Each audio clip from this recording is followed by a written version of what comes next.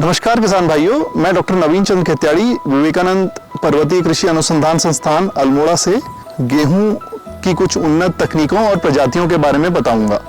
तो सबसे पहले, जैसा कि आप जानते हैं, गेहूं की बिजाई चालू हो गई है और गेहूं बीजने का जो उचित समय है, अगर आप असंचित अवस्थाओं में देखें तो समय से बुआई गेहूं की अक्टूबर के द्वितीय पखवाड़े में होती है और अगर आप सिंचित अवस्थाओं के कृषक हैं तो आप नवंबर के प्रथम पखवाड़े में गेहूं को लगा सकते हैं। यहीं अगर आप देर से गेहूं की बुआई करना चाहते हैं तो आप लोग दिसंबर के प्रथम पखवाड़े में गेहूं को बीज सकते हैं। इसके बाद मैं करूं बात समय के हिसाब से ही आपको पंक्ति से पंक्ति के बीच की दूरी का भी ध्यान रखना है। गेहूं को आपको छींट के नहीं बोना है, बल्कि उसकी पंक्तिवार बुआई करनी है। अगर आप समय से बुआई करते हैं तो आपको पंक्ति से पंक्ति का फासला 22.5 सेंटीमीटर करीब रखना है और अगर आप देर से बुआई करते हैं तो आपको पंक्तियों के बीच में 18 से 20 सेंटीमीटर की दूरी रखनी है।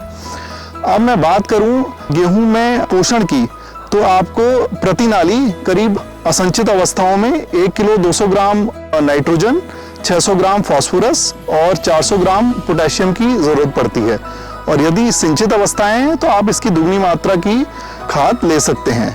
इसी के साथ अब मैं उन्नत प्रजातियों की बात करूं तो हमारे पर्वतीय क्षेत्रों के किसान भी और मैदानी क्षेत्रों के किसान भी हमारे संस्थान की प्रजातियों को लगाकर लाभ कमा सकते हैं। तो अगर आप समय से बुआई करना चाहते हैं, पर्वतीय क्षेत्रों के किसान हैं, तो आप VL कुकीज या VL 2041 लगा सकते हैं, VL गेहूं 2028 लगा सकते हैं, VL गेहूं 953, VL गेहूं 2015, VL गेहूं 967, ये प्रजातियां आप लगा सकते हैं। यहीं अगर आप मैदानी क्षेत्रों में हैं और समय से बुआई करना चाहते हैं तो आप VL गेहूं 953 या VL गेहूं 2014 लगा सकते हैं।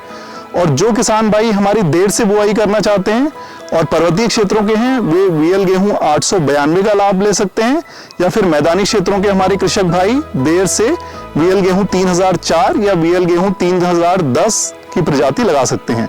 तो आशा है कि इन प्रजातियों को आप लगाएंगे तो निश्चित ही अधिक लाभ लेने में सफल होंगे। धन्यवाद।